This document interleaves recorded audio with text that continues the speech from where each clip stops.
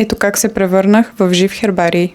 Като най-големия привърженик на Clean Girl мейкъпа, реших да спретна една ежедневна визийка и да покрия лицето си в рози. Честно казано, ми е много жал да изхвърлям цветя и когато видях, че букета от рождения ми ден е увехнал, си казах, защо да не запазя здравите листенца и да не го превърна в грим визия, без да имам ясна концепция. Много обичам да намирам вдъхновение в случайни неща, които ни заобикалят и да ги използвам не по предназначение. Затова реших да се превърна в жив хербарий. Изкуство може да се създаде от абсолютно всичко, стига да имаме малко въображение и определено смелост. Доста хора се притесняват да експериментират с по-артистични визии и смятат, че не са достатъчно креативни. А според мен креативността не е някаква супер сила, а е просто това да пробваш нови неща и да мислиш извън рамките. Обичам да експериментирам с подобен тип неща, защото понякога се провалят, но пък понякога се получават най-готините визии, които някога съм правила.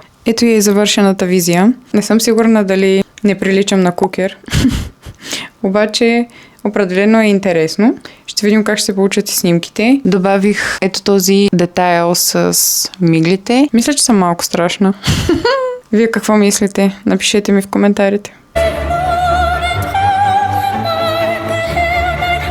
Що съм такъв кринджар?